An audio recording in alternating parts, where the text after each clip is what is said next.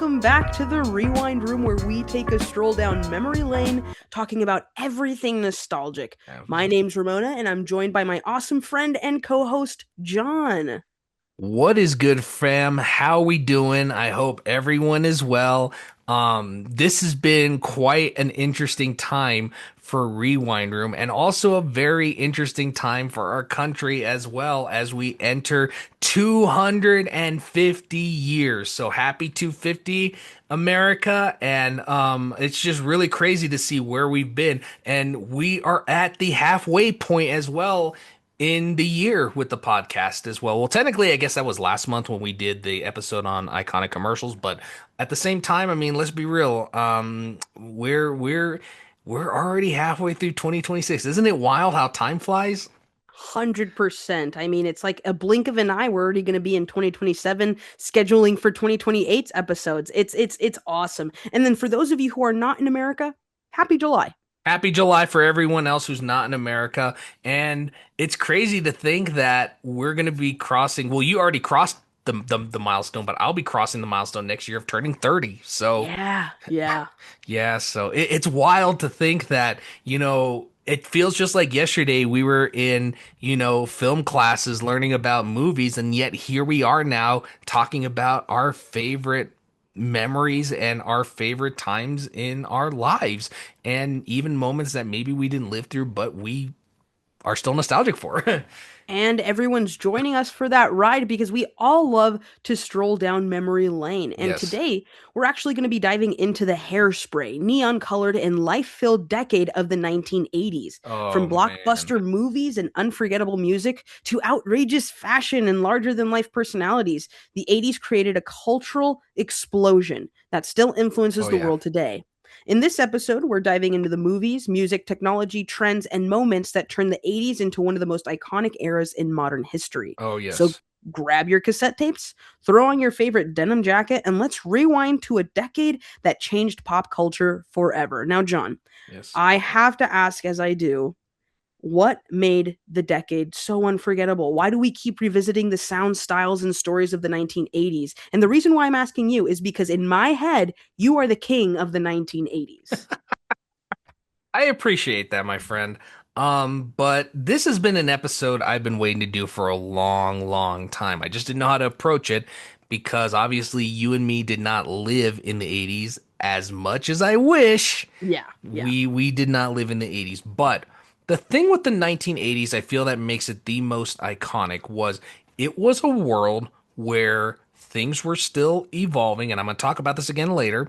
It's going to be a massive talking point throughout this. It was an era where things were evolving, technology was getting big, Mm-hmm. movies were transforming, everything was changing, but we still didn't have the influx of modern social media and internet culture.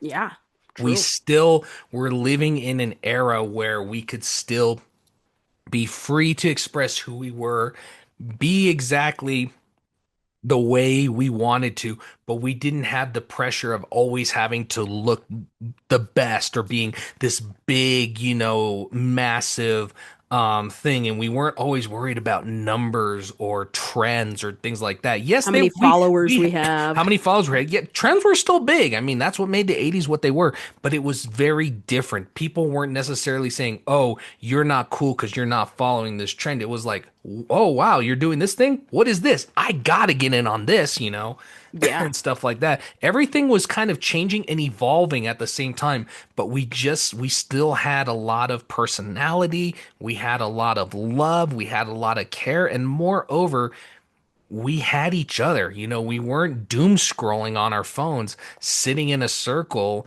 supposedly having family time looking through a phone. We still had family time, even though we had new things, new gadgets, computers, a lot of different things. They weren't consuming us. And I feel Yeah. that's what makes the 80s so iconic. It was an era where things were evolving, but we still retained our humanity. Yeah, it was happening at a pace that we as humans could fathom. It was happening at a pace where we could actually swallow the information and take it in. Whereas now there's a new innovation every 5 seconds, like we have Yep. AI, we have this, we have that. And from judging by the way that my mom talks about the 1980s, because she was born in Yes. 1972, it seemed like it was a time for you to create something of yourself originally through you without the influences of a million people or followers or influencers or this or that. I mean, yes, they were influenced by celebrities and they were influenced by tabloids and things like that, but at the pace that they're being influenced was a lot slower. I remember my mom talking about, after school going on a cruise and cruising, and now Mm. like whenever I drive with friends or whatever, one of them's on their phone, and Yeah. you take away from that experience. And one of the things that we're going to be talking about in this episode actually right now will be how the media evolved, and Yes. particularly how the 80s transformed entertainment and pop culture, so much Oh, so it that did. it completely took everything we knew prior to then and turned it on its head. Absolutely, 100%. And when we think about media, especially, I feel like the 80s really transformed pop culture presentation in this era. I mean, 100%. this is the era when, things were popping off, things like, movies, music, what else? Different technologies that you Fashion. Oh yeah. fashion, and Yeah. things that you could use to play videos and music on, Yeah. Yeah. were evolving. The technologies were getting more and more advanced. Well, the And 80s were a good time for experimentation. Like they it's were. like they used the 80s to experiment socially on the phenomenon of being a human being. Every facet of the entertainment industry specifically was in one way or another shaken by the boundaryless dreamscape of what we know currently as the 1980s. And I'm sure people at the time didn't see it No, that way. 100. No, they didn't because I think in the 80s people were just living life and they were just living their best life that they could. And the Yeah. next thing you know, they don't realize all the cultural changes that are beholding them, Yeah. And I think that was probably maybe the most interesting part of the whole experience. And the reason Yeah. I say that is because we weren't thinking at the time, oh, we're going to be revolutionary, things like that. Yeah, people wanted to try new things, but at the same time they're just like, I just want to live, I just want to get up, do what I Yeah. got to do every day, and go to bed and just be able to do it again the next day.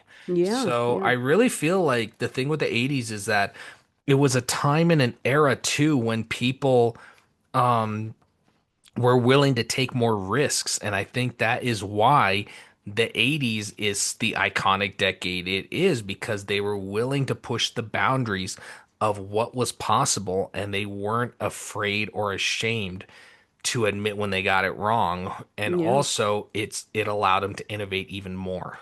Yeah, and just on a quick little tangent, that being said, as amazing and as transformative as the 80s were, this episode we're strictly going to be talking about the positive innovations that Right, have of occurred in course, the of course. 1980s. And then we will dedicate another episode to the more darker tones that were taking over the 80s in certain parts Yes. of the 80s. But this episode is going to be strictly either praising or just discussing how awesome the 80s were. Absolutely, because I feel like every decade has dark moments. It Oh doesn't yeah. matter where you are. But the 80s definitely also had some really dark times that we'll talk about in the following episode. But I think with this episode specifically, one thing when I look at the 80s, and especially when it comes to entertainment and pop culture presentation, I felt it really hit a sweet spot for creative freedom.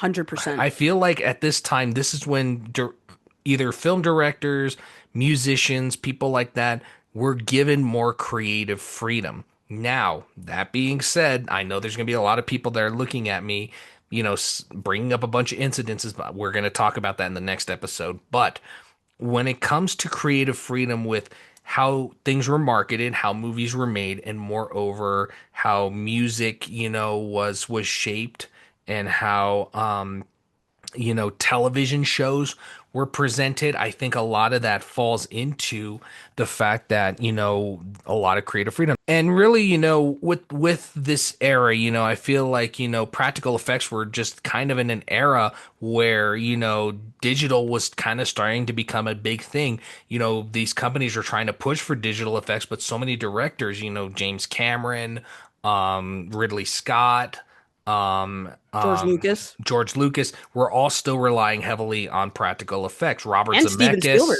Yeah, Steven and Robert. Spielberg, Yeah, we're all still relying on practical effects for these supposed more futuristic films, yeah, and yeah, it's still incredible to kind of see in that regard. But I think, to be honest with you, when you look at the 80s with how everything kind of transitioned, you also look at music. Music started to become more electronic in the 80s as well. But yet yeah, you still had rock bands. You yeah, still had, softer kind of yacht rock music. You had some of the more lighter bands as well. And you also had, all these other kinds of, um influx of popular. You had dance music, that still yeah, didn't relied instead of on electronic, a bunch of other different um category, stuff like that and whatnot. So, yeah, it was interesting to see where music was going to in this era. And the big thing that really elevated the music industry was MTV. And yeah. Oh man. Oh yeah. trust me, MTV was it when it came to music on TV. Before we had Spotify, before we had Pandora, and moreover, before we even had the ability to download music on our devices Or Vivo on YouTube. or Vivo on YouTube, we had MTV. And MTV was probably the biggest game changer when it came to music because they would play 24/7 music videos on their channel that you could leave on all day and just be able to listen to some amazing music. You could be doing your Seriously. chores, you could be working on, some stuff that you're working at home, and you can just put on MTV for the day. I mean, it was a shared space for us to discover new music and new artists. It helped us discover those that we didn't know existed prior. And it also paved the way for future creatives, such as directors and cinematographers, making a name for themselves with music videos as well. We were no longer in an age of just listening to music as the experience, but we were viewing it too. Where back in the day, if you had a music video, chances are you're watching it on live TV or you're watching it be released in the VHS behind the scenes of something, Yeah. where MTV was literally the place that you could just pop on and there were music videos, like John was saying, all day, every day.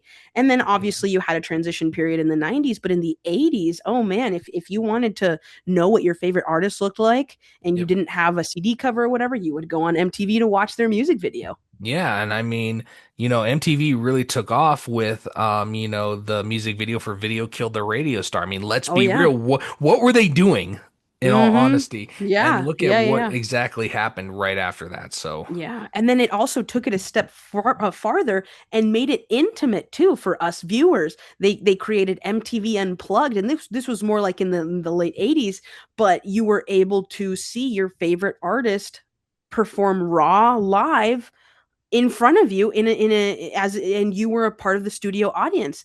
And like you don't really see that often without having to pay, a hot ticket for it, but it was specifically so that you could hear the unfiltered version of your favorite songs. yeah. And MTV was absolutely massive. And some of the biggest artists of the 80s just dominated MTV. Oh yeah. Michael Jackson, Mhm. Phil Collins, Madonna, Tears for Fears, Oh yeah. Aha, all these bands and even rock bands got in on the excitement too, like Def Leppard, the Kiss. Scorpions, Kiss. Was Kiss on MTV? I don't think Kiss was on MTV. Well, I thought they released a here, let me look that up. I didn't, because Kiss I thought was a little bit before MTV's time. So I don't know, maybe they had a music video that aired on MTV, but Yeah, they've appeared several times on there. okay. Okay, Yeah. sounds good. Because I know a lot of their earlier stuff, like Detroit Rock City, I Was Made for Loving You, didn't really have the high quality, music videos just them performing on a stage mostly. Yeah. Before the cinematic, I don't know which ones had it, but okay, since they were on there, I'll have to look into that Yeah. for sure. 83. Okay, sounds good. And oh, that was probably Lick It Up then, is my guess. No idea. That's just my guess for that. But so many other bands showed up on there. Of course, Dire Straits was probably one of the most iconic rock bands to appear on MTV, and their whole song "Money for Nothing" was literally a bash on MTV.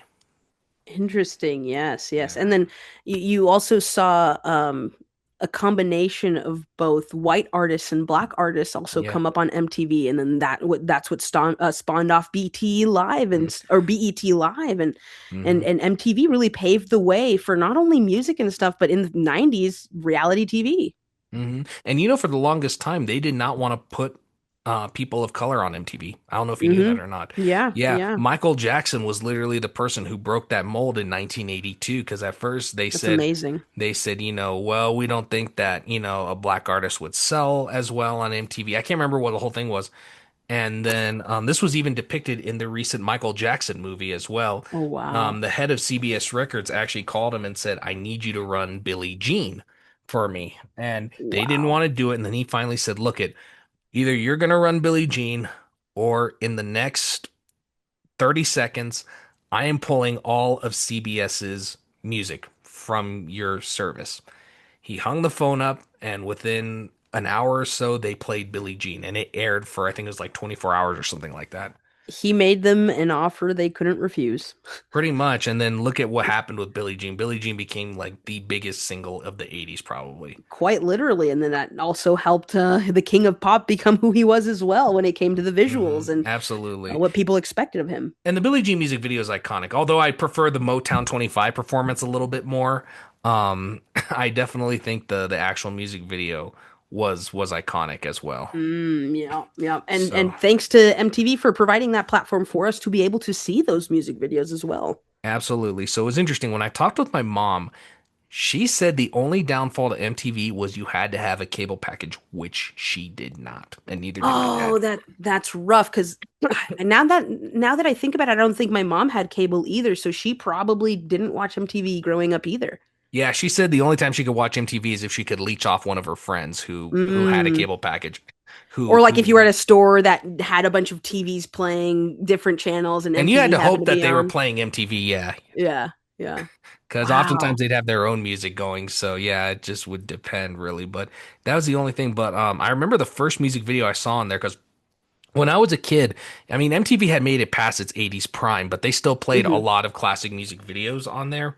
Okay. And the one I remember was the song "Somebody's Watching Me" by Rockwell. Oh, yep. You I know, always again, feel like like somebody's somebody's watching watching me. me, which is Michael Jackson singing that part. Funny enough. Oh, that's funny. I didn't know that. I didn't either for a long time. I even typed into Google when I think this was like maybe 5 years ago or something. I said, why does it sound like Michael Jackson? And it says, that is Michael Jackson. I was like, oh, but that was the very first music video I saw on MTV. So, Wow. I think my first MTV video was actually from the early 2000s and it was Pink's whatever song goes, I'm coming out, so you better oh, get okay. this I party don't know that started. one. So, Well, I had heard it on the radio for so long and Mhm. I was convinced that Pink was black, that she was an Oh, African okay. American.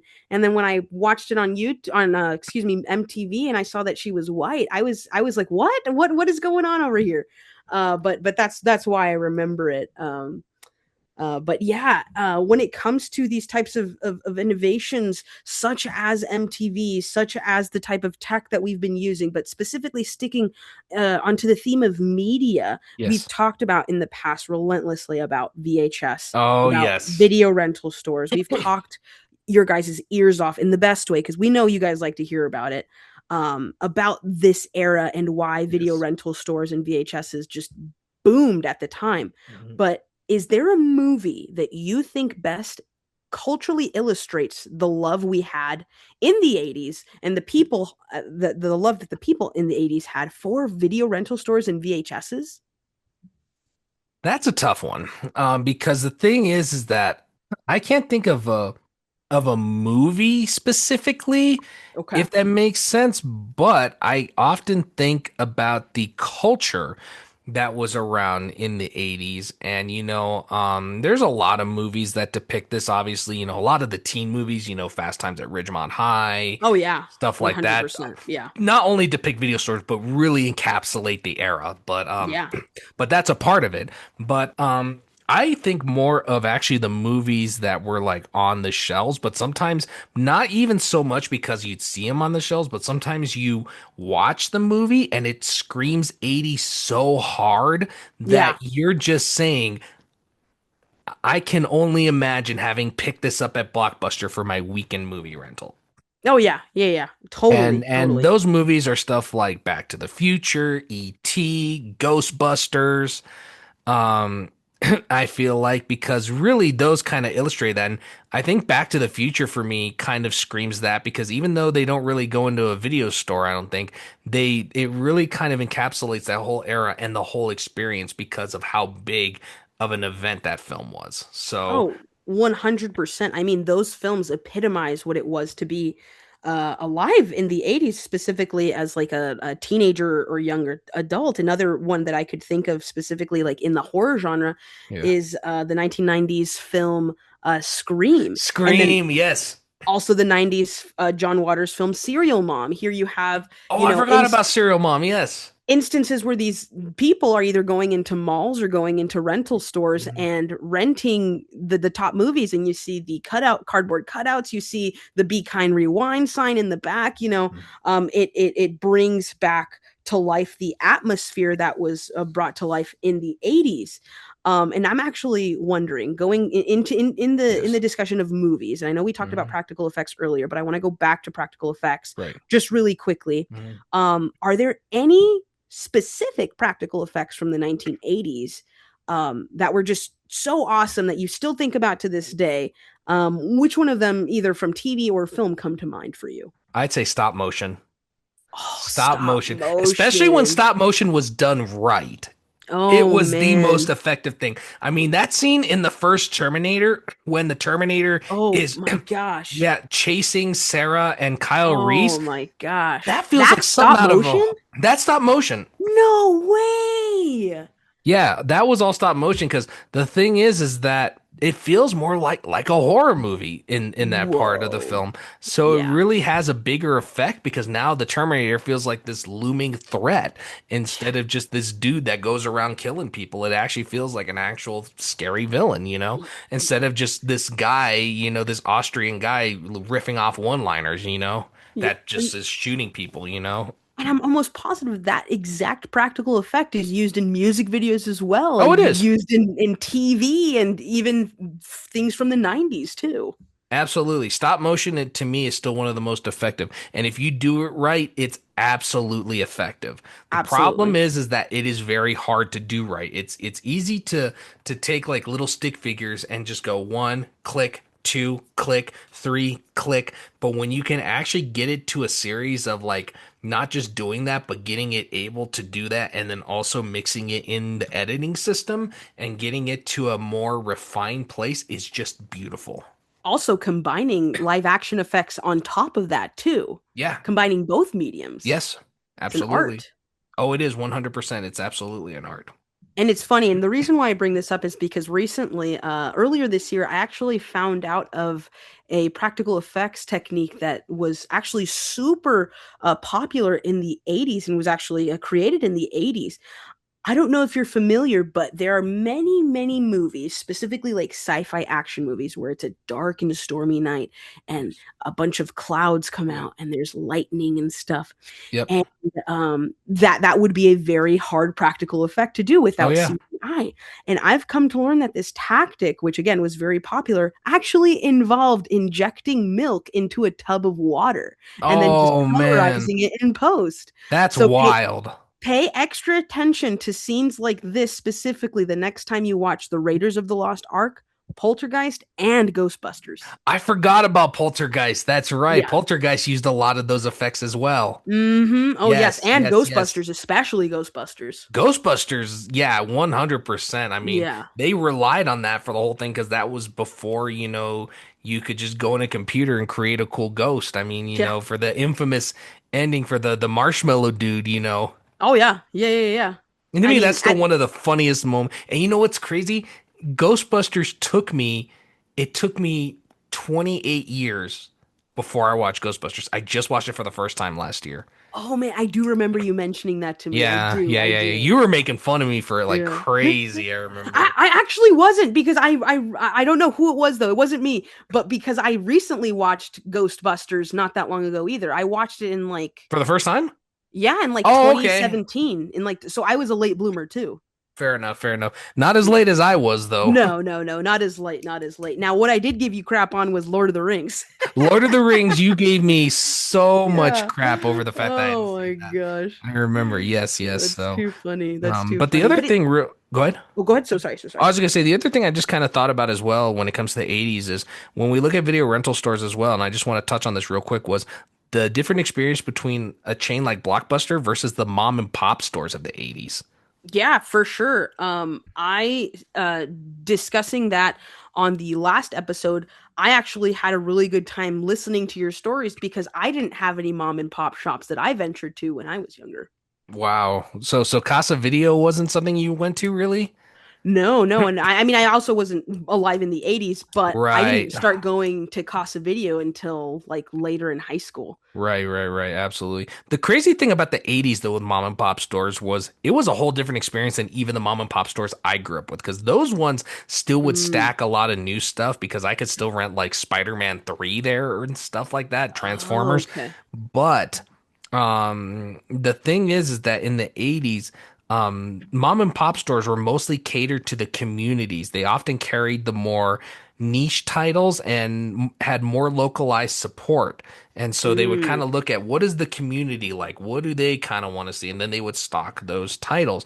And they would also often stock the more controversial and risky titles. So you'd see a lot of underground horror movies. You would see a lot Mm. of horror movies that, you probably wouldn't see in a normal video store stuff that's probably more graphic and violent. Of course, you'd probably see a lot of Mondo films. Faces of Death was a big one in the mom and pop stores. So, and most people would often go on dares and be like, I dare you to rent that one. No, I dare you to rent it. No, I dare you to rent it. And the crazy thing was they rarely checked IDs. I'm not even Oh joking. They wow. would rarely check IDs. So there'd be kids sometimes who'd go in and they'd rent like the Terminator or RoboCop, go home and watch it and return it, leaving their parents none the wiser. Yeah, I mean, speaking of the Terminator, were there any franchises from the 1980s that you consider to be the best franchises? I would say Indiana Jones, of course. 100%. Star Wars. Well, because even though technically Star Wars started in the 70s, Empire and Return were made in the Yeah. 80s. What about okay, okay, let's be specific then. Okay. Just started in the 80s. Just started in the 80s. Yeah. Well, I'm gonna admit Alien then, because technically Alien 79. 79. Yeah. Um, I would say slasher, anything slasher, Yeah. Nightmare on omitting Elm Street. Nightmare on Elm Street, teen movies, Teen anything, movies. Yeah. with like any John Hughes film, any movie like Fast Times at Ridgemont High, anything that kind of engulfed the teen experience. And So that franchise itself would be like the John Hughes franchise then. okay, if that's what we're considering, yeah. Yeah. Okay. Okay. No, that's fair because I'm thinking like the Karate Kid franchise, Oh, or like yeah, like Karate Kid was another one. Child's Play, Back to the Future. Was Child's Play an 80s film? I thought that was a 90s film. No, Child's Play was like I think like You 83 or something. No, I'm let off on that. me take a look But real quick. let me check. 88. 88. Okay, yep, that counts. Yeah. Um, but then there's some like, of course, Friday the 13th. We Yeah, can't Friday the forget. 13th for sure. I'm trying to think. Of course, Ghostbusters. Ghostbusters. Yeah, Even that's a though there's great one. technically only two entries in that time frame, Yeah, fair I enough. still Fair enough. consider that. Trying to think. We Oh my gosh, RoboCop. Um, RoboCop, that's a good one. Oh my gosh. so many. And then there's some that kind of combined certain elements, Yeah.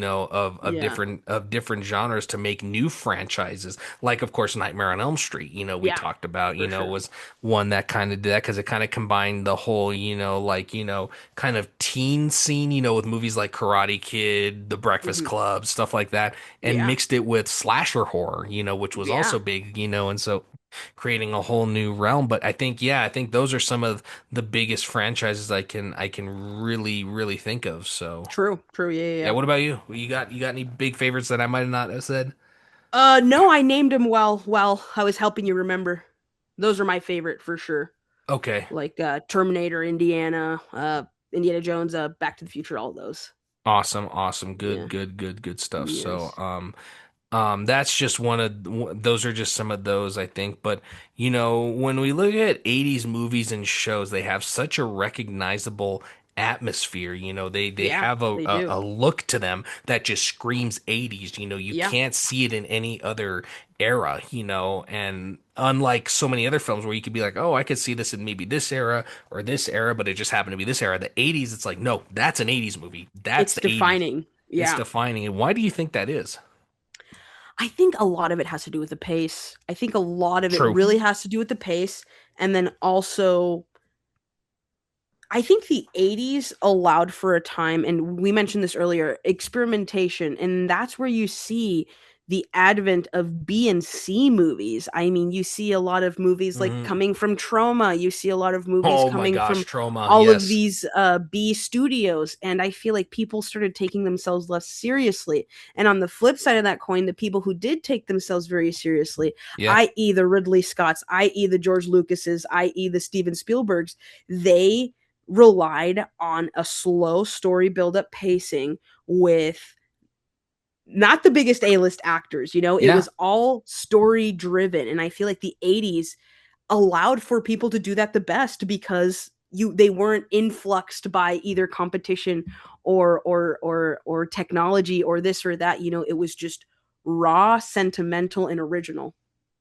100%. I mean, look at John Carpenter and Kurt Russell in the Yeah, 80s. for I sure. I mean, mean, how did the thing change horror on its own? I mean, they live yeah, Big Trouble in Little seriously. China, Yeah, yeah. and Absolutely. You have these relationships with composers as well and their directors or Steven cinematographers and their Spielberg and directors. John Williams. There you go. There you go. And you see that type of connection and you see that nowadays too with certain directors such as Nolan and whatnot. But in the 80s, it was just so Mhm. pronounced. It was like in your face, if Yeah, even. it was 100%. And I think another thing that really made it have such a recognizable atmosphere was I feel like also movies, even ones that were serious or had a more darker tone in nature, still felt welcoming and inviting, to Yeah. a weird extent. I mean, I call me crazy, but even Nightmare on Elm Street was to start off with a bunch of kids playing in a neighborhood. It's whimsical. It's Yeah. whimsical, it's happy Yeah. until you go to sleep, and then that's Yeah. when Freddy attacks, Yeah. Yeah. and stuff like that. Even look at a movie like War Games you mentioned earlier, I won't Mm. spoil it for you, but basically, a film that, is lighthearted and teen and fun, and then it takes the concept of possibly starting World War III, but Yeah. it still felt fun. It still was inviting. Yeah. It's still like, hey, come watch this movie. Come on this journey with me. Well, look at you going to the future because that's definitely a part of my fun facts that I have not discussed yet. Yeah. But absolutely, I absolutely see that for Yep. sure. And whatnot. And the other thing too is I just want to put this out here too is when it comes to television as well, because movies is one thing, but television was also being crazy innovated. And I think the Yeah. station that did that the best was NBC. I mean, NBC in the Oh, 80s was basically where you wanted to be in the evenings, especially on a Thursday. can you expand on that? I sure can. So in the 80s, I think it was around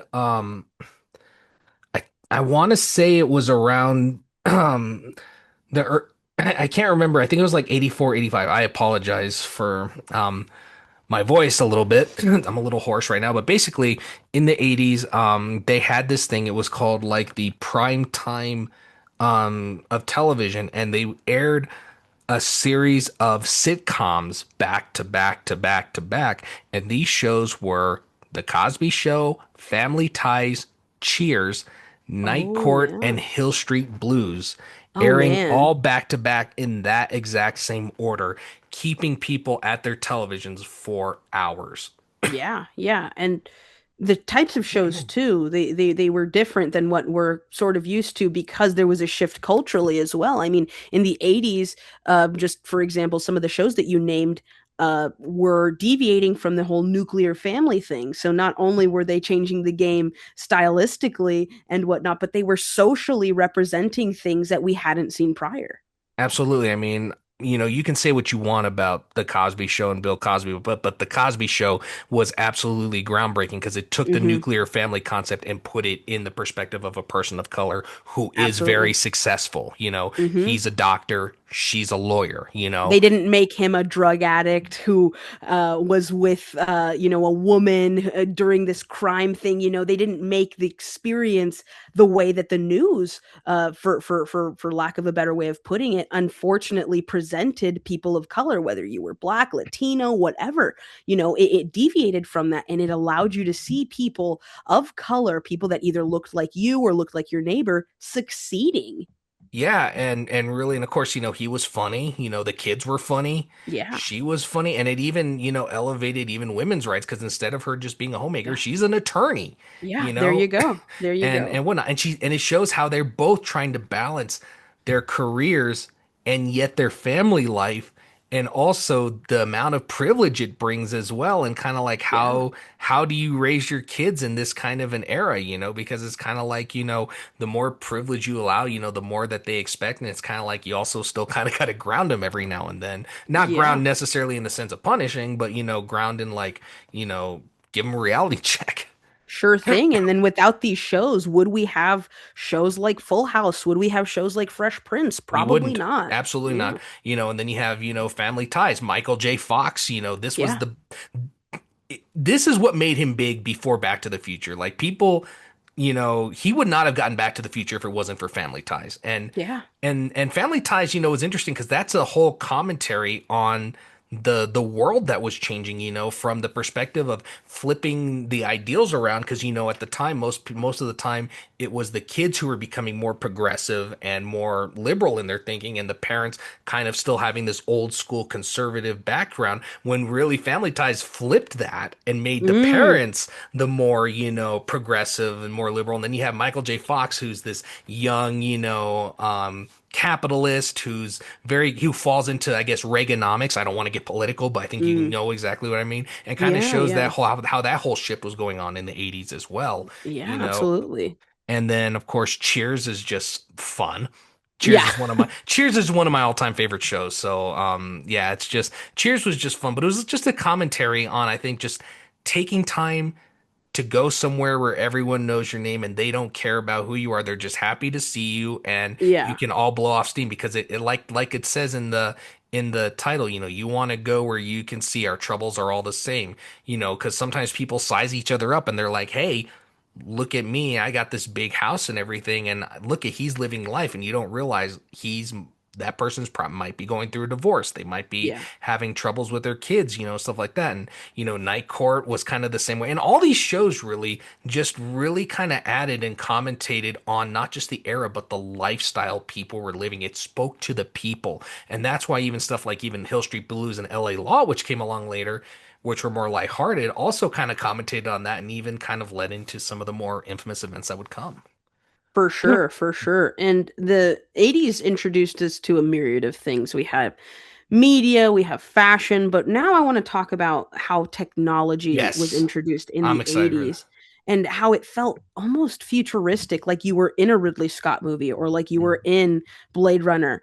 And it was exciting too. Do you have a piece of technology that you feel that's from the 80s was overlooked or overrated or underrated, excuse me? 100%. And funny enough that you brought up the Commodore earlier, Okay. I think the biggest one that was overlooked was the Commodore Enigma, which was Whoa. yeah, I which don't know was anything about it, but the okay. name is sick. The name is Yeah, that's what sick. it's called. And you're going to be so surprised how this got put on the back burner. So, Okay. in the 1980s, is 1985 specifically, the Commodore Enigma was a computer that boosted a built-in specialized hardware for graphics and a multi-channel sound, and it featured a preemptive multitasking operating system known as Enigma OS long before it was ever standard on Windows and Mac. They were pioneering this tech before Apple and Microsoft got to them, but because of poor marketing and sales, it got looked over in favor of Apple and Microsoft, and then they both ended up taking that tech for themselves. Arguably, What that a was the precursor to AI. yes. What the And heck? it was completely overlooked in the 1980s Oh, because Apple and wow. Microsoft just had better marketing and they were able to put themselves out there more, especially with giants like Bill Gates and Steve Jobs for a little What bit. the heck? Yep. Oh man, oh man. Yeah, I didn't even know that that existed. That's how Yeah, yeah, yeah. overlooked it is. Oh Yeah, man. exactly. I didn't even know it was too until I was doing research for this episode. So That's hilarious. How knowledgeable are you on the alphanumeric pager? I don't know if I'm that knowledgeable that much. Dazzle me. Now, I found this in my research. I think this is the coolest piece of technology to date Okay. that started in the 80s. Why? Because you can still see it today with like Wow. cell phones and stuff. Oh yeah. But I wish we could go back and just stick with alphanumeric pagers because it displayed text, email, and phone numbers. So Wow. basically, everything your phone does without the internet, without saving images, without all, just take you back to the basics. Hmm. That was started in the 80s. The fact that you can Wow. communicate through email, through a pager in the 1980s, On a pager, freaking like you could awesome. write an On a email on pager. that thing. Yeah, Oh, you can read and write a page. You can read and write it. what the It's heck? pretty insane. It's pretty insane. And hardly anyone has ever talked about it. I've never heard a That's single person wild. talk about Because that most, specific type of pager. yeah, because every time I think of a pager, I think of Just a the beep. little beep that comes up with a phone Mm-hmm. number on it. Yeah, no, That's the exactly. pager Like I call think of. back or something, you know? Yeah, call back and then it gives you a number and that's it. And then you go to the phone and call them. Yeah, no, this one gave you the message that they were trying to relay. It's pretty cool. It's like texting 20 years before texting was actually a thing. Wow, that's insane. Yeah, yeah. And the fact that people overlook it is insane too. That is crazy.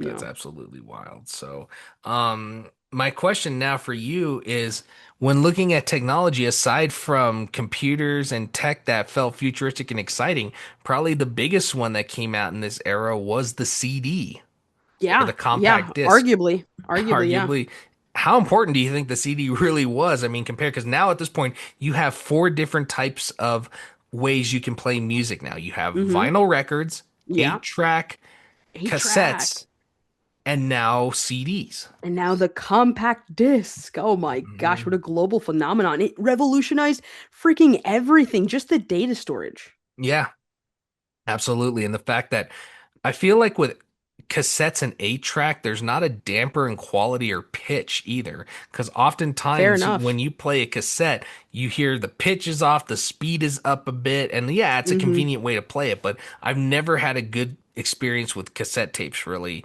I It's mean, I hard, love them. yeah. I mean, I love them. Don't get me wrong. And you got And to they're rewind them nostalgic. too. You have to rewind them and then they get eaten up. And the next thing you have Mm-hmm. all this track, the tape all over Yeah. the place, Yeah. and stuff. And then you gotta wind it back. Sometimes you can't even wind it back. And it was the same with eight Yeah. track, and Yeah. then the machine eats your cassette and then now it's all torn. You gotta take it out and it's annoying. But CD didn't have any of that. You just had to keep it No. in its case. Yeah. And again, it was a revolutionary thing. But the thing with CDs is you had to have the money to be able to afford a CD player in the 1980s. 100%. I mean, as we've talked about in past episodes, the DVD player alone was expensive. I can't imagine how a CD player, Oh yeah. how much that cost. Oh yeah. 100%.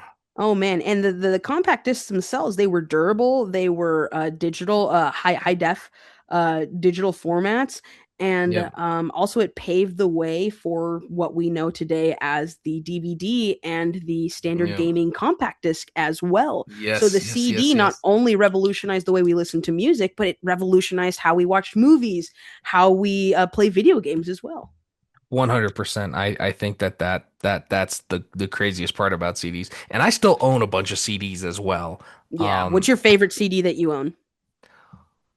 Probably my copy of Michael Jackson's Thriller. And I own Oh, that that's also, and I do also own an original 1980 vinyl record of that as well. oh, that's beautiful.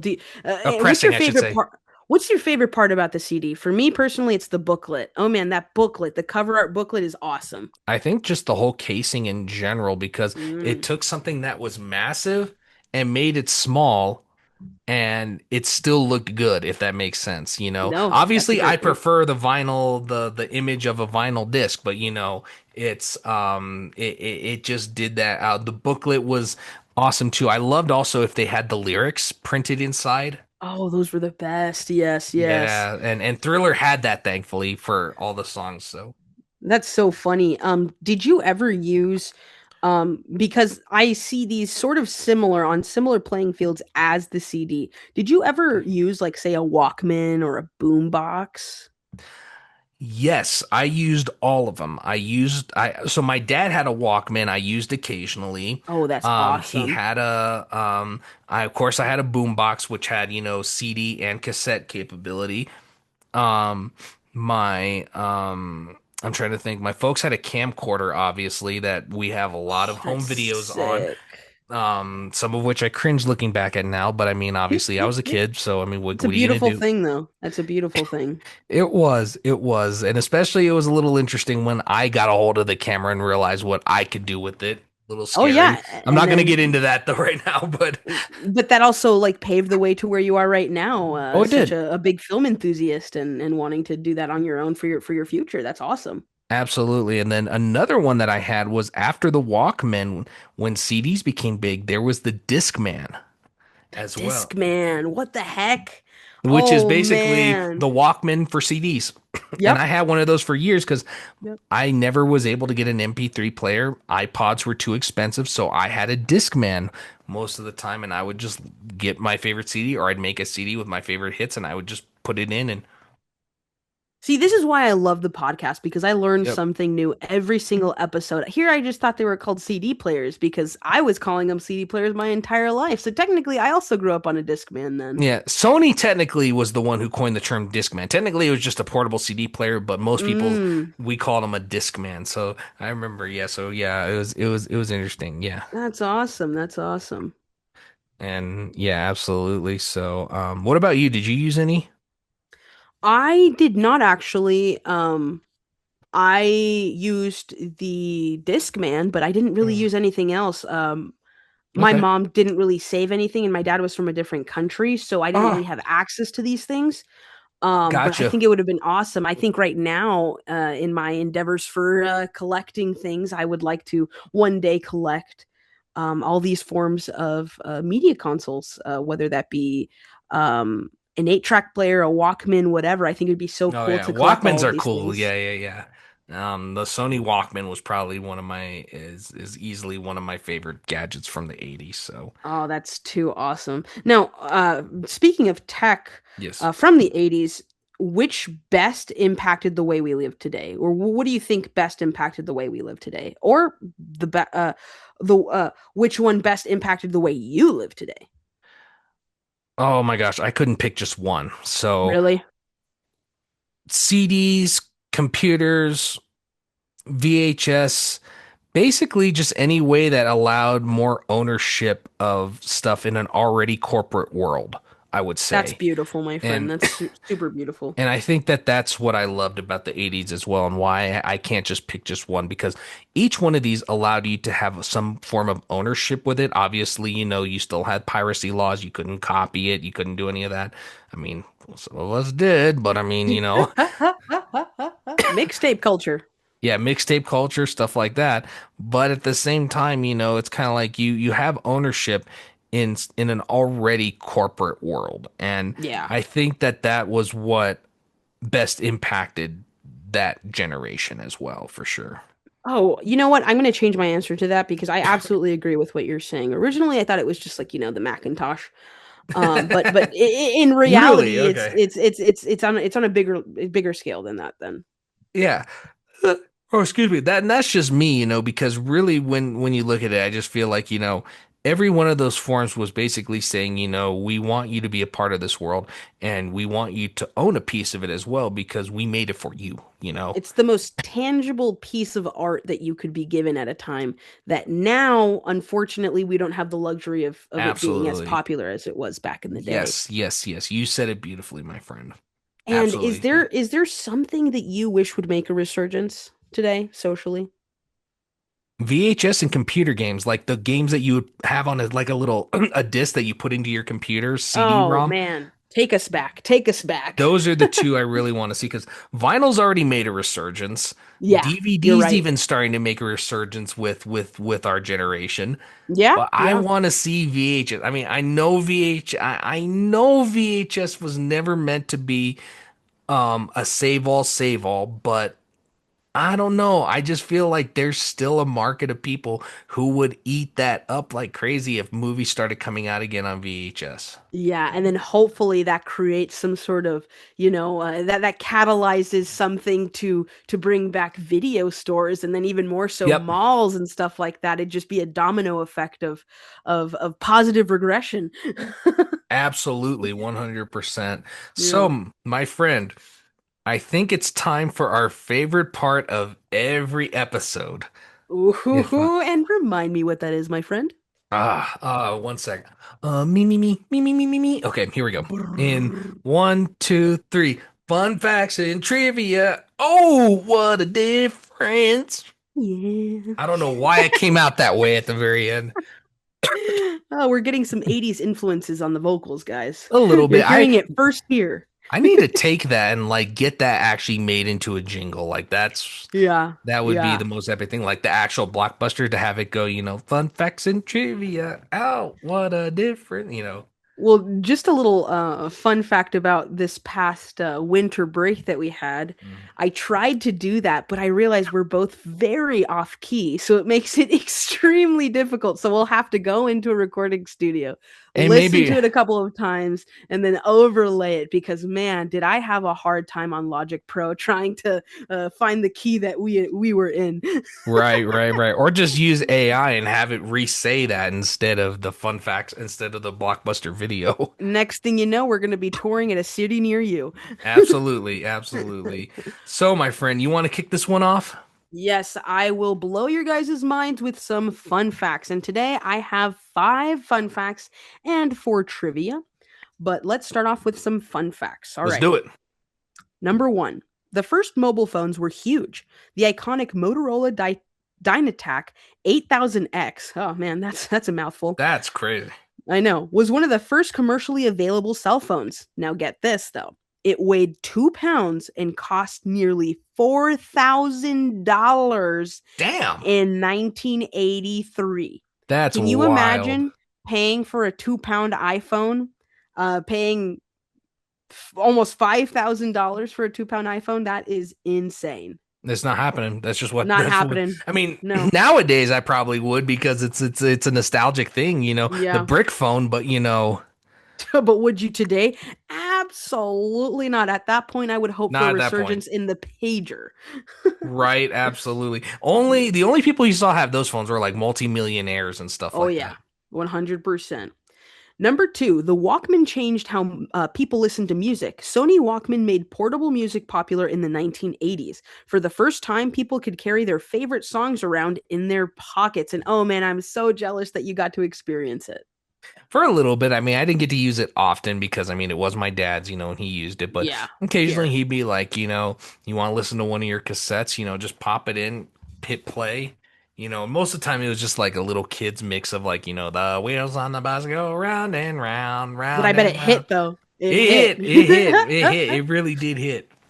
That's funny. All right, number three. Machines like the Commodore 64 helped introduce many families to computing and video games for the first time, making the home computer even more common. So yes, right now we live in an age where almost everyone owns some form of computer, Yep. whether it's a home computer, a PC, or a laptop, or even your cell phone. But back in the day, it was not commonplace until the 80s. Wow. Yeah. That's I did not know that. That's crazy.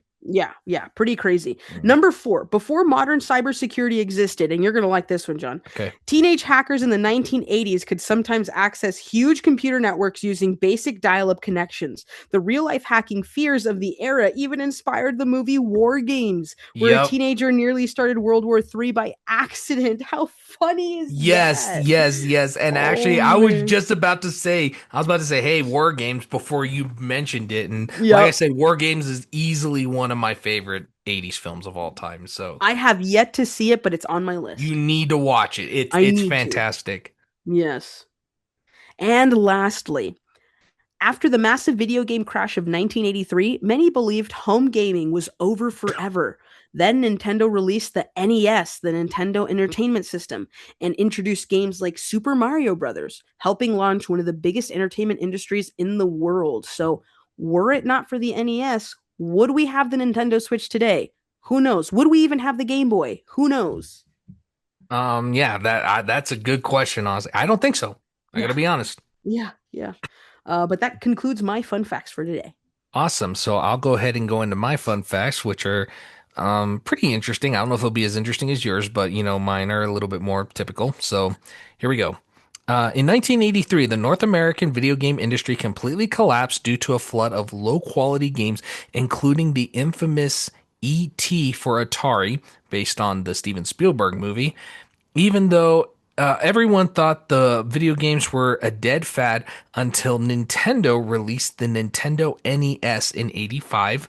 To avoid the video game stigma, they marketed it as an entertainment system, henceforth NES, and included a toy robot named Rob, cleverly tricking toy stores into stocking it.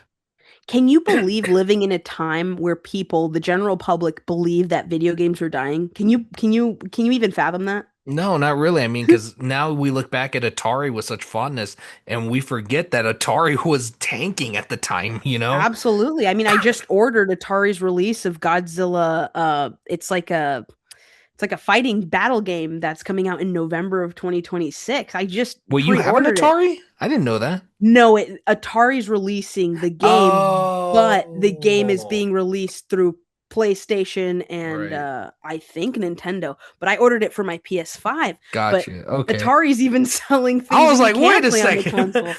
Yeah, I was like, no, I was like, yeah. no way. I was like, Well, originally I was gonna get the pre-order and I thought, well, am I buying it for Atari? No, I double checked that's this for funny. PS5, but they're still culturally I still relevant. want an Atari one of these days. Oh, So, one of these days, yes. yep.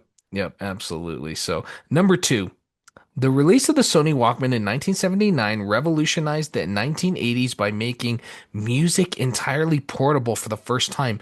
It gave Mm. birth to the mixtape culture where people would spend hours meticulously recording songs off the radio or other tapes to create personalized playlists for friends or romantic interests. The definitive 80s labor of love era. Oh man, what a time to and that's the equivalent of, making a playlist for your little crush and then giving them access to said playlist on Spotify. But how intimate, how intentional is it to take the time to download the music or not download, but like basically move the music from one medium to a cassette and then give that to somebody, write on a marker the name of it and also write with a pen each track and then give it to them. Oh man, it was like an extension of yourself and I I didn't mean, even get to live it. track one's probably like, Take My Breath Away. Track two's probably Yeah. The Lady in Red. Yeah. Track three is probably Y- True. Yeah.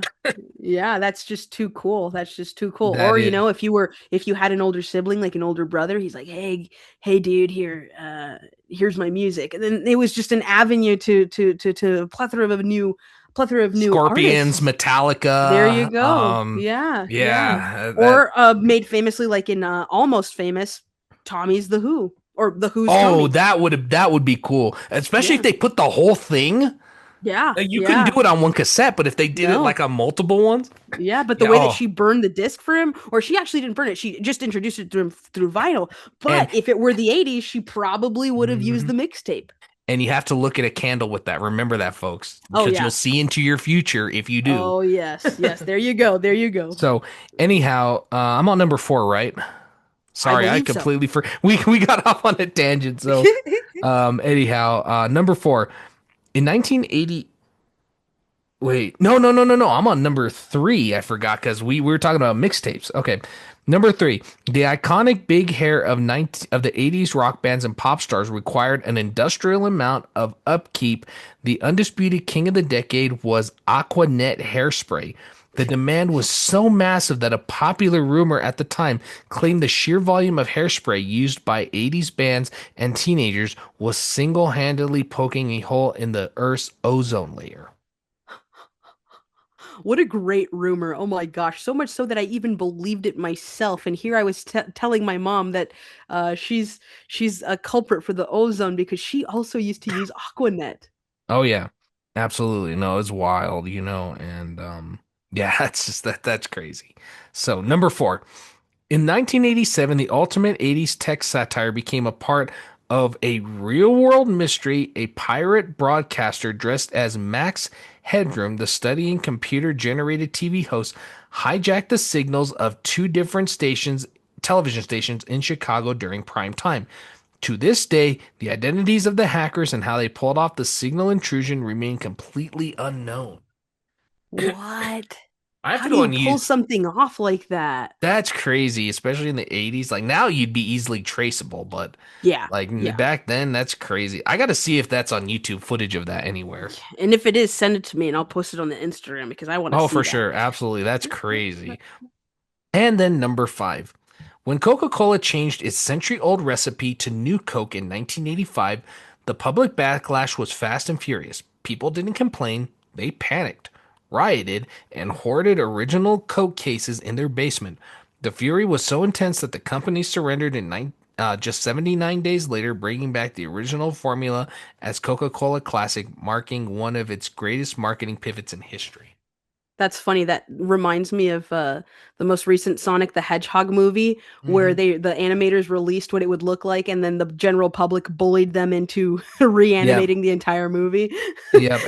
Not the Absolutely. general public bullying Coca-Cola. I mean, they kind of did, let's be real, but I mean, Yeah, yeah, no, that's yeah, crazy. yeah. I've never tried New Coke. I have to know what that is because I know I was reading about it and it said it was almost like the equivalent of Pepsi because it was made to rival Pepsi and Pepsi has Oh, like a sweeter taste to it. whoa, So okay. apparently that's what it was, whereas Coke has a classic taste to it. I mean, you can't really mistake a Coke when you taste it. Like most people know a True. Coke just by taste, which is crazy. Yeah. I wonder if we ask our parents if they would remember what it tastes like. If Because they obviously had I haven't. one, If they because I had don't know one, if they yeah. ever had one, so we'd have to just see what that. So that's Yeah. wild. Anyhow, now let's move into the trivia section of this. All Now, right, my tease my friend, brain. let's see if you get any of these because these are very interesting ones. I'll just put it that way. Okay. So here we go. Okay. Number one. What iconic 1980s sci-fi movie used a modified spray-painted standard consumer electronics gadget as a vital high-tech prop? And it's not a video game system or anything. It's actually something that is used every day by people in the morning. Well, I know that Jurassic Park used a shaving cream for the but that was in the Yep, but that was 90s. 90s. Yep. Yeah, so it's not hairspray, but it looks like hairspray. I can tell you it's not Um right now. okay, okay, that's fair. That's fair. Um Think of very popular film from the 80s. very popular film. There's many of them, From the so yeah, yeah, that makes it very easy. So I'm gonna say something that is probably gonna piss people off because okay. this does not look like a hairspray can, but I think it would be really funny if it were. Okay. And this is not the answer. I already know it, but I'm just gonna say it. Okay. The Killer Clowns from Outer Space, the ray guns. I wish I could say yes because that is iconic as well, but no. Okay, okay, okay. You're What is it gonna then? you're gonna be upset when you hear this answer. Okay, let's see I- if I would have assumed anyway. I'm gonna let you take a swig, drink of water real quick. Okay, thank you. Okay. The answer is Back to the Future.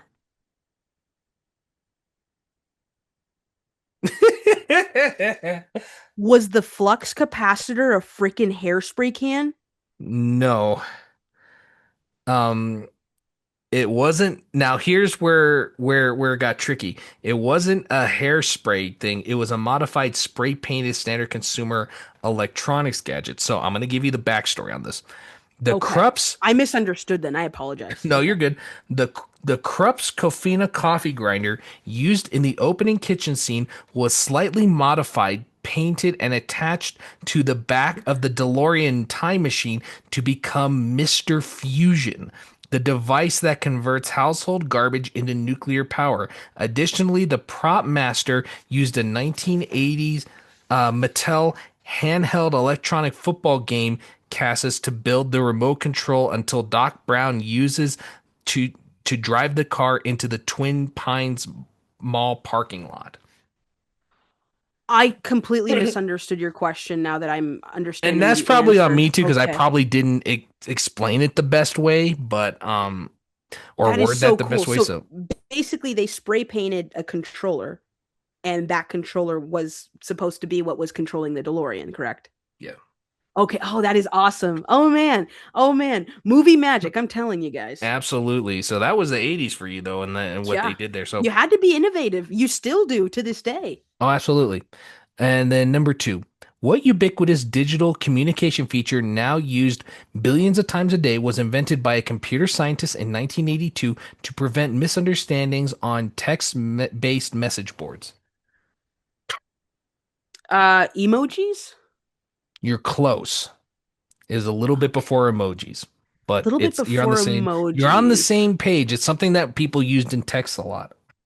What are they called? Like emoticons or something like Yes, that? ding ding Okay. ding. There it is. Okay. So I'm going to give Wow. you that I'm one. surprised I actually got that one because originally I was gonna say autocorrect. Yeah, But the emoticon. So like using, that a makes sense. colon, a dash, and a Hmm. parentheses to make a smiley face. Yes, yes, Yep. yes. Oh, So that's a great one. so this excuse me.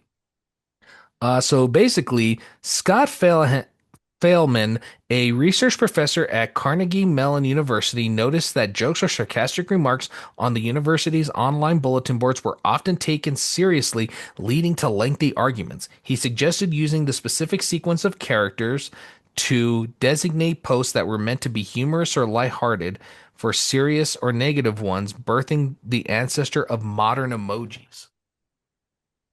Whoa. Okay. Okay. I didn't I know that either, so understand now. okay. Wow. Okay.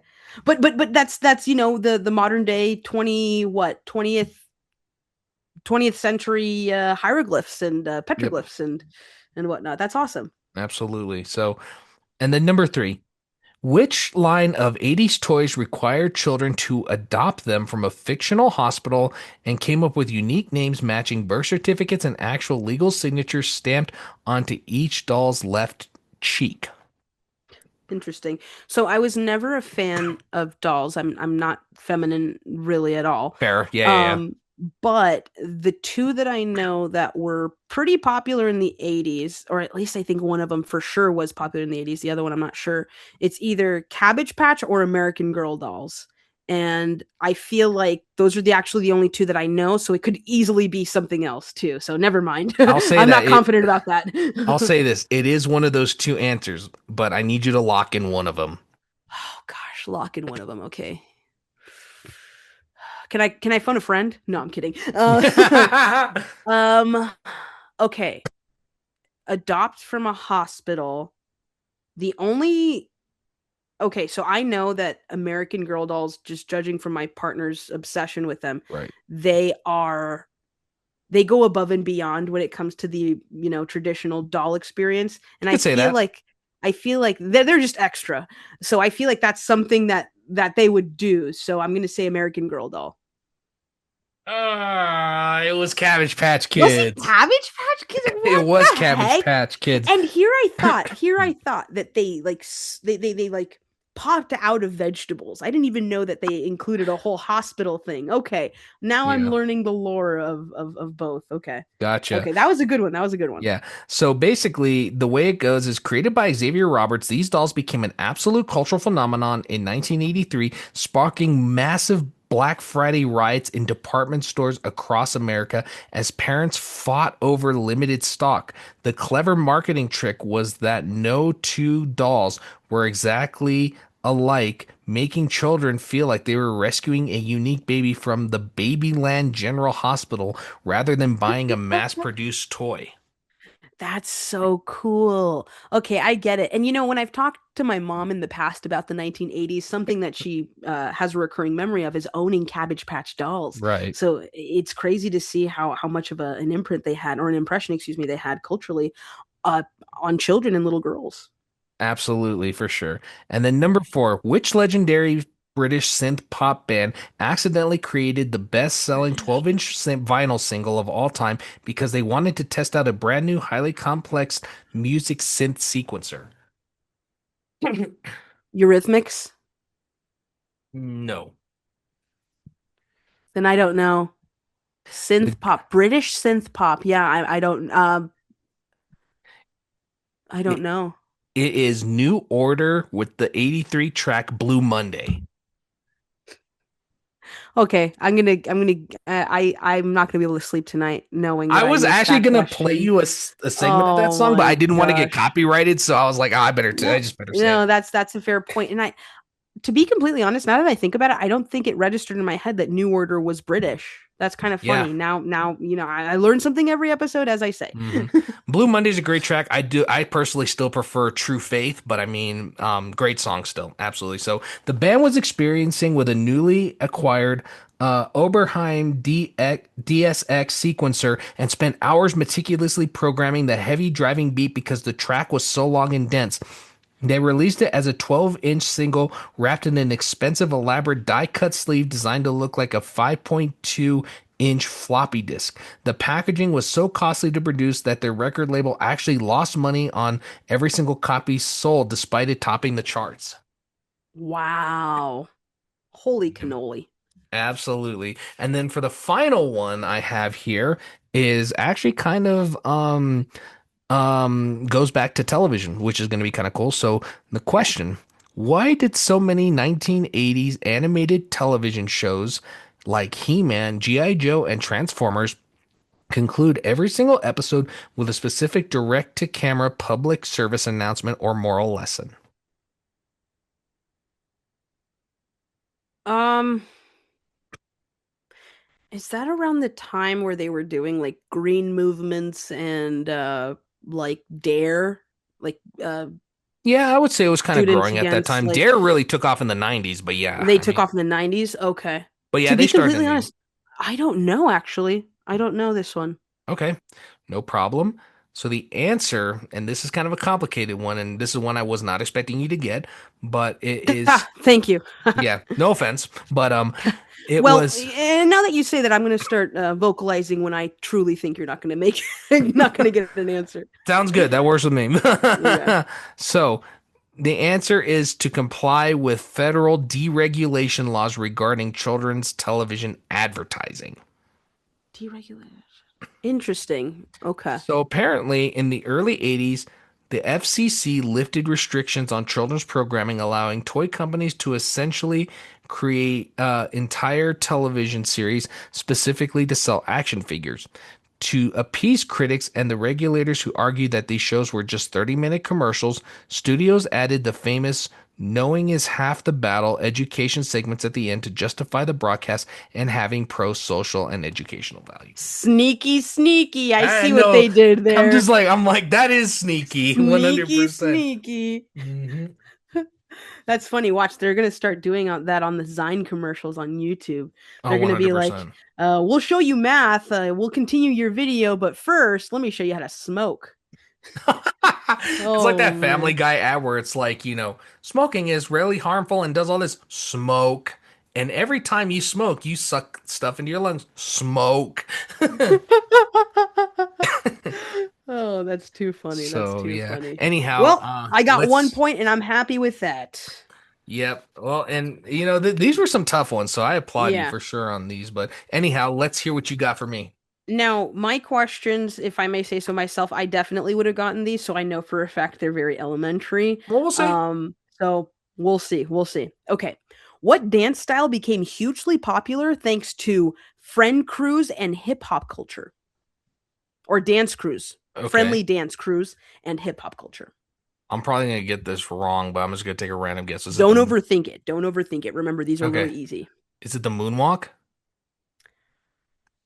No. That Oh, that wasn't that made famous by Michael Jackson? well, Michael Jackson made it famous, but I think it It was it started was prior to invented. It that. started prior to that, but yeah. So, Oh, well, technically, I just didn't know because I didn't know if the moonwalk eventually evolved into those. So that's why I I was see. wondering. Because Well, technically you can use the moonwalks in this, but it's breakdancing. oh my The God. Okay. boombox and the breakdancing and Yeah, I boombox, and then you're hip jumping hop up and culture. right, Yeah. right, right. Yeah, yeah, yeah. Okay, number 2. What hairstyle was famously described as business in the front and party in the back? Oh, I got this one. It's the mullet. Heck yeah. Yeah. Oh man, I would have killed to have a mullet at the time. And I know for a fact I would have had I been alive in the 80s. So maybe it's a good thing that I wasn't. Mm-hmm. Oh yeah, no, All right. trust me, I would not look good with a mullet, so I'm not even gonna attempt Oh that. man, one of these days we should get some mullet wigs and put them on for No. the podcast. Maybe one of these days if we ever talk about the 80s again in some way or There you shape go. or form, There yeah. you go. All right, number 3. Which famous puzzle game began in the Soviet Union and became popular in the late 1980s? And actually, we did discuss this a couple of episodes ago when we were talking about. Actually, no, I believe a year ago when we were talking about consoles. Okay. I feel like it's something you say it's a puzzle. It's a Is puzzle it game. is it like those dolls that like stack on top of each other that like you have to take them apart and they get smaller and smaller and smaller? Because technically that's like a puzzle. There is stacking. There's stacking for sure. So I'm wrong on the fact that it was those. I don't know what they're called, but Well, you're saying they're dolls that stack? they're not dolls, but they're like those little. They're like made of wood or whatnot. They're like and they have like a shape of like somebody on them, and then you take it off, and then there's another one inside, and then it gets Oh, smaller. Matryoshka dolls? I do not know how to say Yeah. that, but yeah, is that it? Yeah, no, it's not. But Oh, think of it more as a puzzle though, like as a puzzle. oh, like an Um actual like like a puzzle. game, like a game. Ooh, Super simple, it's still popular to this day. Our parents most likely played it in an arcade. Stacking, remember. I can't think. I don't know. Oh I don't know. man, you're going to be upset. You're going to be really Okay, upset. Tetris. okay, I should have known it. That's wild. You overthought it, No, my I friend. You did. I overthought really it. overthought that. You really well. Once you started talking about But the you know Russian what's so Matryoshka funny? dolls, I was like, wait, You're where is he you're right gonna now? be so mad about this. I've never played Tetris in my life, so that's how I didn't know that. It's a hard game. I don't really play it that often I've heard of myself. Tetris. I know it's from the era, but I've never Yeah, played it. All I know is that it was a very popular game on the yeah. Game Boy. No, that's fair. And I've actually never fully played it. I think I can get maybe half a level done, but it's too difficult for me. Oh my Yeah. gosh. And number 4, which aerobic celebrity became famous for workout videos in the 1980s? Female celebrity. Oh, it's female. Okay, good. Yes. I'm glad you Yes. clarified that because Yeah. my mind would have went somewhere very different. Yeah, yeah, yeah. 80 celebrity and Yeah. working. Yes. American or British? I believe she's American. Okay, since you say that, there's only one person I can think of, but Trust your gut. Trust your gut. I'm gonna say Olivia Newton-John. Oh, okay. I see your frame of thought. I Yeah, do. because of And the that's song. similar. That's similar. But you want to try one more time? Ugh. I'm not the most versed with 80s workout stuff videos, aside from Richard Simmons. So, So I guess you could call her the equivalent of the female Richard Simmons. At oh the my time, I didn't realize gosh. how popular she was. I'm not gonna say that answer because that's not. Do you want one more Then guess? Want to guess one more time? oh, I can't think of an 80s. Oh my gosh. Was it someone who was like a teen icon too at the time No, or I think she was in her 20s. She was probably in her okay. 20s or early 30s in the 80s. I don't know. I yield. I don't know. Jane Fonda. Oh my gosh. The Jane I think Fonda. of Jane Fonda more with like the late 60s, early 70s, like Yeah, that yeah, gap between the golden age of Hollywood and new Hollywood. That's what I yeah. think of Jane Fonda. Okay, Jane Fonda. I don't know how I didn't know that. Well, she blew up even more after these celebrity videos came out because let's be honest, many women owned at least one or two forms of media, whether it was VHS or DVD, that actually included Jane Fonda instructing the class. Wow, that's Yeah. incredible. Yeah, and I didn't know that either. I really only knew her as an actress. I didn't realize that she was so big in the aerobics community. Neither did I. So Yeah. that's wild. Oh man. Guess I don't know the 80s as well as I thought I did. Well, you don't know aerobics, and neither did I, though. I don't know Yeah, babies. I don't know dolls and babies. So, right. And I don't know aerobics. And that I yeah, have there you something to go. show for it too. So Yeah. Oh man, I sort of have something to show with it for the dolls and babies thing, considering I'm not the most feminine woman. But that is yeah, true. Well, that's why we're friends because there you go. There you go. We yeah, we learn something new every time. we absolutely do. And that was a great is that's all of them, right? That concludes my That questions. concludes Unfortunately, I did not have five. I only had four all this good, go all good. around. No worries, no worries. That was epic. That was a great fun facts and trivia. I Yeah. think that's the most fun I've had during this. So I'm probably gonna have to bleep myself a couple times through this. So Do mine as well because I don't want to sound like a sailor.